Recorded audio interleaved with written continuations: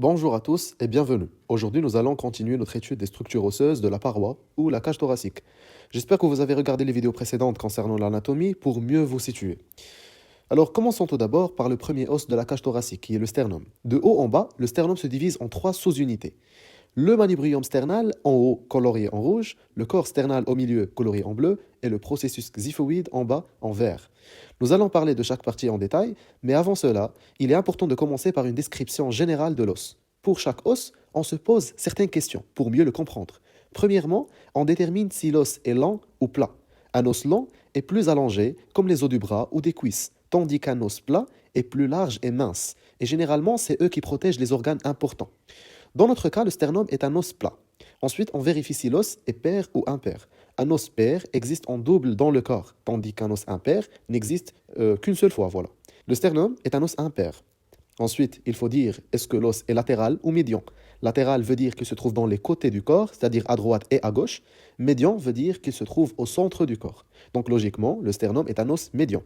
Puis, il faut préciser dans quelle région se situe l'os qu'on est en train d'étudier. Le sternum se situe dans la région thoracique ou le thorax. Après avoir répondu à ces questions, on peut ajouter d'autres caractéristiques spécifiques à l'os étudié, comme par exemple sa forme. On peut dire que le sternum a une forme qui ressemble à un épée. Un détail que j'ai oublié au début, c'est que dans la vue latérale du sternum, bien sûr, une vue latérale, c'est comme si on le regardait de côté droit. Voici une image qui illustre mieux la vue latérale. Donc, comme j'ai dit, dans la vue latérale du sternum, vous verrez qu'il y a une courbure à l'arrière. Cette courbure entre le manubrium sternal et le corps, elle va nous créer un angle. Cet angle est nommé l'angle de Luys. Maintenant que nous avons présenté le sternum dans son ensemble, passons à l'étude des sous-éléments. L'étude de chaque os nécessite une attention particulière aux détails. Chaque enfoncement, chaque trait, chaque marque doit être observé et mentionné. Même si ces petits détails peuvent paraître ennuyeux, mais ils sont en réalité cruciaux, notamment comme repères chirurgicaux. En effet, lorsqu'on pratique une chirurgie, on se guide souvent grâce à ces éléments pour s'orienter et se repérer avec précision. Donc, le manubrium, pour vous aider à vous en souvenir, imaginez-le avec la forme d'un M. Alors ce dernier présente une petite dépression en haut, que vous pouvez même la palper facilement. Cette dépression ressemble un peu à une fourchette. D'où le nom de fourchette sternale. Le terme sternal fait référence au sternum, car une forme de fourchette, on peut aussi la trouver ailleurs dans le corps. Mais pour être plus spécifique, on ajoute sternal pour désigner que cette forme appartient au sternum. Donc c'est comme une étiquette, voilà. Ensuite, sur les côtés du manubrium, nous avons des facettes, nommées aussi des incisures. Mais qu'est-ce qu'une facette? Les facettes sont des petites surfaces planes où d'autres os peuvent s'insérer ou se joindre. Par exemple, il y a la facette claviculaire, qui est le point où la clavicule s'insère. Vous pouvez même sentir votre clavicule sous votre peau en posant une main dessus.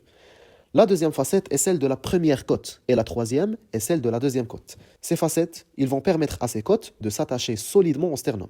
Les os doivent être bien attachés entre eux pour former une structure solide. C'est pourquoi ces facettes jouent un rôle essentiel dans l'assemblage du thorax. Enfin, en bas du manubrium, on trouve le bord inférieur, qui marque une limite entre le manubrium qu'on est en train d'étudier et le corps sternal. Ce bord, donc, il définit la séparation entre les deux parties du sternum. En parlant du corps sternal, il a une forme ovoïde, c'est-à-dire ovale. Le corps sternal est la sous-unité la plus grande du sternum. Il possède deux faces. Une face antérieure en avant, qui est en contact avec la peau. Vous pouvez même la palper, c'est-à-dire la toucher. Donc pour cela, placez votre main au centre de votre poitrine et vous pourrez la sentir. L'autre face, c'est la face postérieure, et celle qui est au contact du cœur. Et comme vous pouvez l'imaginer, il est impossible de la toucher. Maintenant, intéressons-nous aux détails du corps sternal.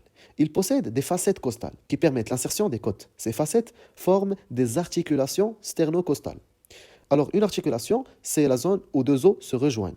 Le mot sterno fait référence au sternum et costal fait référence aux côtes. Donc une articulation sternocostale, c'est tout simplement une zone où va se rejoindre le sternum avec les côtes. Le corps sternal possède également des facettes intercostales. Le préfixe inter veut dire entre. Donc les facettes intercostales se trouvent entre les facettes costales.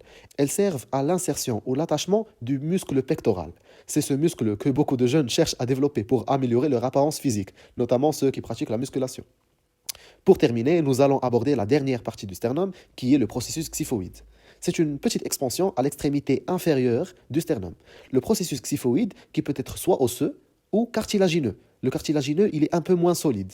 Et cela peut varier en fonction de votre génétique. Pour savoir, vous pouvez facilement le palper en touchant la partie inférieure de votre sternum. J'ai ajouté une image en haut à droite pour illustrer davantage le rôle du processus xiphoïde. Alors ce rôle, nous le verrons plus en détail dans le deuxième chapitre de l'anatomie, lorsqu'on abordera la région abdominale. Mais en résumé, le processus xyphoïde assure l'insertion de certains muscles de l'abdomen. Ces muscles se fixent à ce processus pour participer à certains mouvements. Voilà, donc cela conclut notre étude anatomique du sternum. Maintenant, pour mieux mémoriser l'anatomie du sternum, je vous propose une petite méthode visuelle. Imaginez le sternum comme un homme qui vous observe. En anglais, observer se dit staring, ce qui ressemble au mot sternum. Ouais, voilà.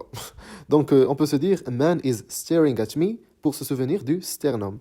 En plus, cet homme, il a un visage brillant, un peu comme man brillant, manibrium. Voilà. Et bien sûr, cet homme, il a un corps bien comme le sternum. Pour le processus xyphoïde, je n'ai pas trouvé de méthode de mémorisation très claire en français, mais on a dit au début que le sternum, il a une forme d'épée. Et en arabe, l'épée s'appelle sif. Sif, ça ressemble un peu à xyphoïde. Donc on peut faire le lien entre sif et xyphoïde. J'espère que vous avez aimé cette... Si vous avez des questions, n'hésitez pas à les poser dans les commentaires. Je vous conseille de revoir cette vidéo une deuxième et troisième fois pour bien assimiler les informations. Nous nous retrouverons la prochaine fois, Inch'Allah, pour étudier l'anatomie des côtes et à bientôt.